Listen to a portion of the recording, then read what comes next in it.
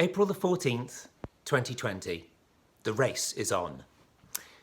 The UK Office for National Statistics published its first rapid response survey to the COVID-19 outbreak this week. It showed that around 3/4 of UK households can manage for up to 3 months on 25% less income. They also found that 27% of UK businesses had decided to lay off staff, at least in the short term. This really focuses minds. The UK government is now in a race against time to get us out of this lockdown before disastrous levels of economic damage occur. We often hear about the letters GDP, Gross Domestic Product. This is basically a country's gain in productivity. Indeed, you need growth, very often just to stand still. The average GDP for the UK over the last 60 years has been around 2.5% per year. To offer some perspective, we are hearing fund houses telling us that there might be a minus 10% drop in GDP in this quarter alone. The worst quarter in my 22-year career span has been at the beginning of 2009, when we saw the great financial crash take us down about 5.9%. So if projections are correct, the UK is going to have a lousy 2020. But this is all about productivity time lost. We know what's happened. It's all about what we do next. Now, it's fair to say the world wasn't prepared for this. So many countries now rely upon the goodwill and trade of a globalised economy, that they no longer produce things themselves like ventilators, testing kits and protective equipment, and so they can't cope on their own individually. In the UK, this point is painfully illustrated as we observe how a country like Germany, that still has a scalable manufacturing ability, has been able to far more efficiently tackle the health crisis through creating the right kit. The way I see it, we have two things on our side. Now, you're either going to laugh or scream at me here, but those two things in the UK that we have are Brexit and a general election.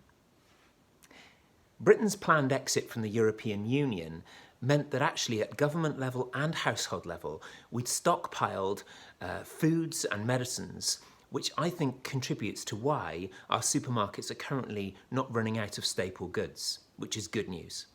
The second thing is the comprehensive December victory for Boris Johnson broke the parliamentary uncertainty that had shrouded the UK in gloom and made us almost uninvestable for a while.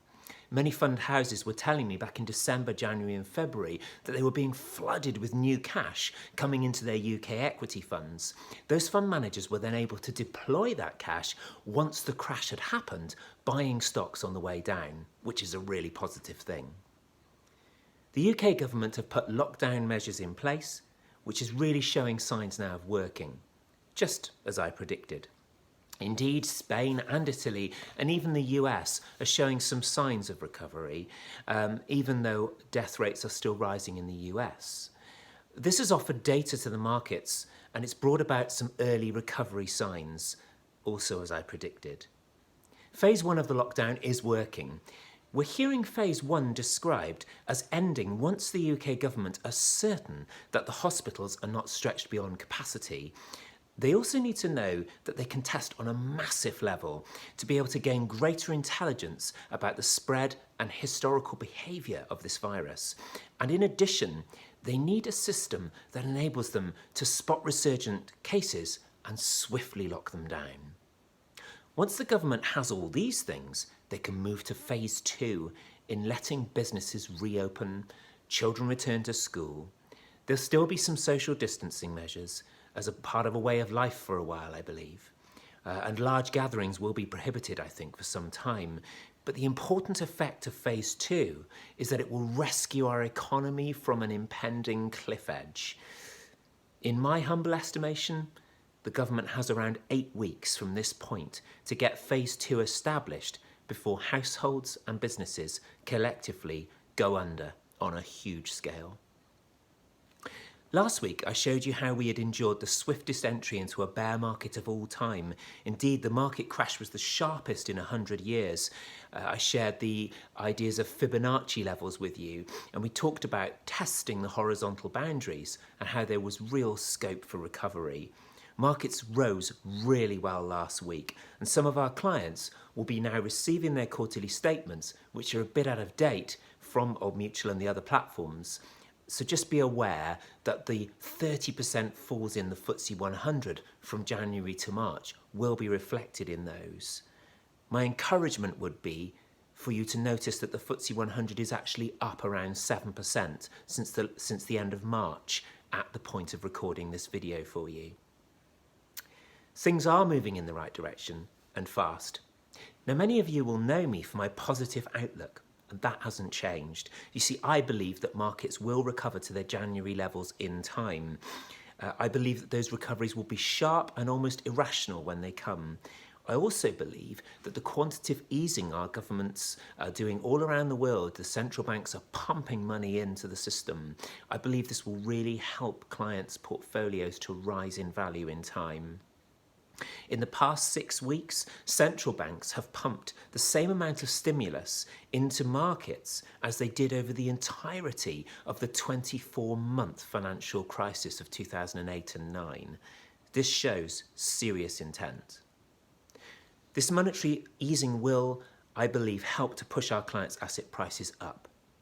The other thing we consider for investors is the risk-free rate on US Treasuries. Now, these spun out of control last month, but they're back under control now and are back to zero where they should be at the point of again, producing this video. So this suggests considerable growth potential from here. So I am very positive. However, there's always a however, I am slightly concerned that markets may be over-encouraged at the initial slowdown globally in CV19 cases. Just as markets overreacted to the initial outbreak, I believe they may be overreacting and over-expecting phase 2 to come through sooner than may be realistic. Every day that governments fail to build the testing and infrastructure for phase 2 brings economic damage far closer. Then there's the social cost of delay. I have considerable thoughts and fears about losses to human liberty, the pain caused to the most vulnerable in society, and a potentially irreversible dependence upon a civil wage. However, those thoughts are for another podcast. I can only state that I feel the damage to our society will rack up the longer that this lockdown has to continue, albeit for the right reasons. In conclusion, I mentioned a couple of weeks ago that the doom and gloom experts always forget human ingenuity and determination to succeed under trials. I heard this week in a webinar conference that the progress made to date on a vaccine to the CV19 virus is remarkable. They've managed to accomplish testing that would usually take between 5 and 8 years in just 40 days. If that doesn't show human ingenuity, and I can't even say it, I don't know what does. The race is truly on for governments around the world to get people back to productive work and education, and soon. This is true from both an investment and society perspective, and I believe this can be done. I look forward to speaking to you again next Friday. In the meantime, please stay safe.